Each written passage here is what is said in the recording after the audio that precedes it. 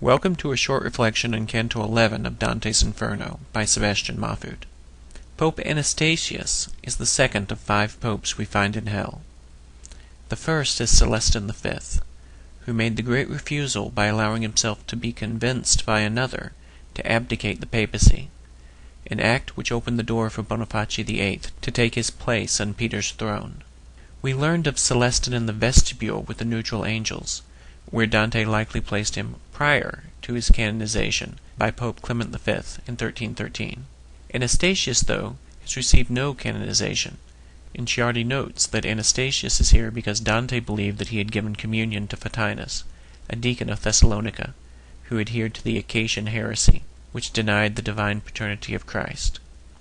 The lesson to be learned is that it doesn't matter how we deviate from the true road, but that our consent in doing so is damnable,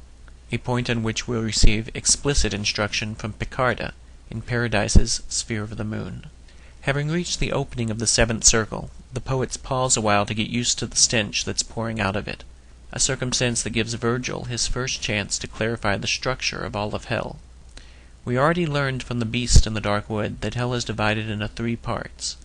and the poets have just finished their tour of the bestial and incontinent hell of the she-wolf, and are in a transition point through the bestial and violent hell of the lion, to the fraudulent and malicious hell of the leopard. The circle they enter at the end of the canto is divided into 3 rounds,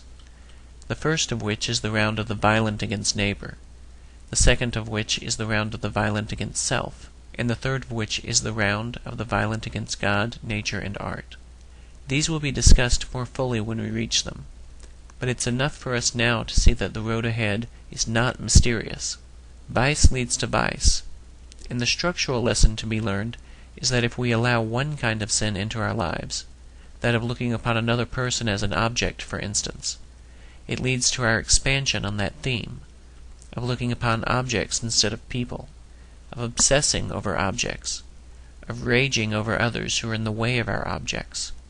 of denying any authority other than our own over these objects, of destroying those and their purposes who have become obstacles to our pursuit of these objects, of perverting the true use of the objects over which we obsess, of seizing power over others whom we'll command to bring us objects, and of the total destroying of all sense of relationship with any person or thing in the great object grab. No wonder these folks are all in hell. They couldn't transcend the matter of the world in which they found themselves encased. My 5-year-old son Alexander's litmus test to discern whether a group of people is good or bad is to ask whether they are nice to each other. Groups of people who fight one another within the group are not viable communities, and we find in this insight an understanding of the nature of the 8th and 9th circles, the former of which denies, in Ciardi's translation, the bond of love which all men have from nature, while the latter denies not only the bond of nature, but also the special trust added by bonds of friendship and family. In a world where all men are our brothers, we should be nice both to each other within our group, and thereby save ourselves from the 9th pit, and to each other outside our group, and thereby save ourselves from the 7th and 8th pits. We can also work our way backwards through hell, eliminating the variations on the use we make of one another as mere objects, and we'll actually get a chance to do this in our climb up Mount Purgatory, as we expiate from our nature our inclinations toward sin.